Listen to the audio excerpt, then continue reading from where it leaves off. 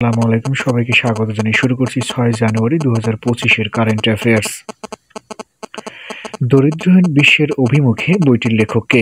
Doctor Mohammad ইউনূসের লেখা বই হচ্ছে দরিদ্রহীন বিশ্বের অভিমুখে।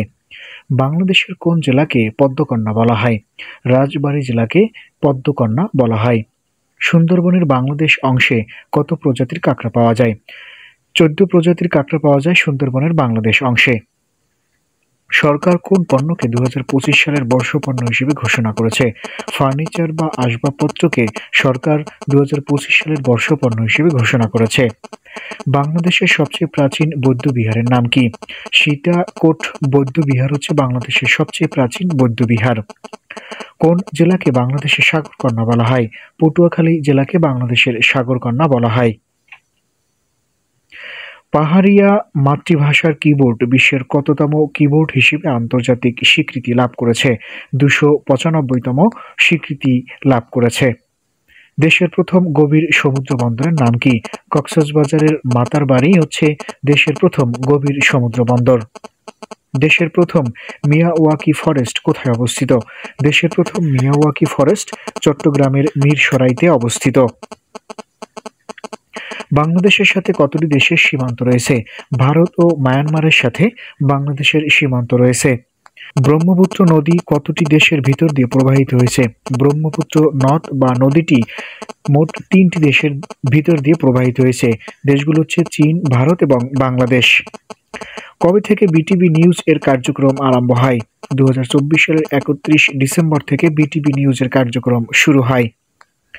বাংলাদেশ বিশ্বের কততম জনবহুল দেশ? বাংলাদেশ বিশ্বের ৮ম জনবহুল দেশ। পাট উৎপাদনে বিশ্বে বাংলাদেশের অবস্থান কত?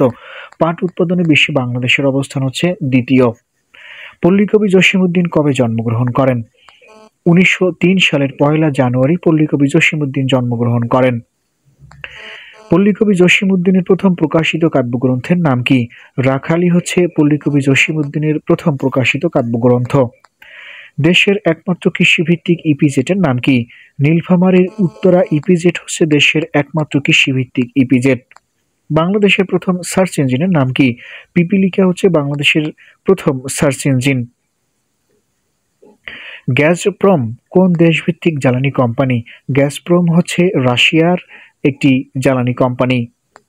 জাতিসংঘের মানবাধিকার বিষয়ক হাই কমিশনারের নাম কি? ফলকার তুর্ক হচ্ছে জাতিসংঘের মানবাধিকার বিষয়ক হাই কমিশনার। ২০২৪ সালে বিশ্বের জনবহুল দেশের নাম কি? ২০২৪ সালের বিশ্বের জনবহুল দেশের নাম হচ্ছে ভারত।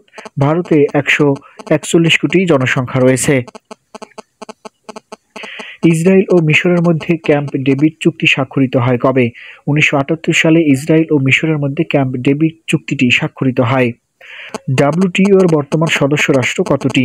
ডাব্লিউটিও এর বর্তমান সদস্য রাষ্ট্র হচ্ছে ১৬৬টি। ইতিহাসের সবচেয়ে দীর্ঘজীবী প্রেসিডেন্টের নাম কি? জিমি কার্টার হচ্ছে ইতিহাসের সবচেয়ে দীর্ঘজীবী প্রেসিডেন্ট। সুয়েজ খালকে কত সালে জাতীয়করণ করা হয়? সুয়েজ খালকে ১৯৫৬ সালে জাতীয়করণ করা হয়। সুয়েজ খালের দৈর্ঘ্য কত কিলোমিটার? ১৯৩ কিলোমিটার হচ্ছে সুয়েজ খালের দৈর্ঘ্য। মিশর কত সালে সুয়েজ খাল সম্প্রসারণের উদ্যোগ নেয়? ২০১৫ সালে মিশর সুয়েজ খাল সম্প্রসারণের উদ্যোগ গ্রহণ করে। বাংলাদেশের কোন জেলাকে রুটির ঝুড়ি বলা হয়? ঠাকুরগাঁও জেলাকে বাংলাদেশের রুটির ঝুড়ি বলা হয়। বিশ্বের কোন শহর সেরা সায়েন্স সিটির খেতাব অর্জন করেছে? চীনের বেইজিং শহর সেরা সায়েন্স সিটির খেতাব অর্জন করেছে। জাতিসংঘে শান্তিরক্ষী প্রেরণে বাংলাদেশের অবস্থান কত? বাংলাদেশের অবস্থান হচ্ছে তৃতীয়। প্রিয় বন্ধুরা, এত সময় ভিডিওটি দেখার জন্য ধন্যবাদ। সেই সাথে পরবর্তী ভিডিও পেতে চ্যানেলটি সাবস্ক্রাইব করে রাখার অনুরোধ রইল।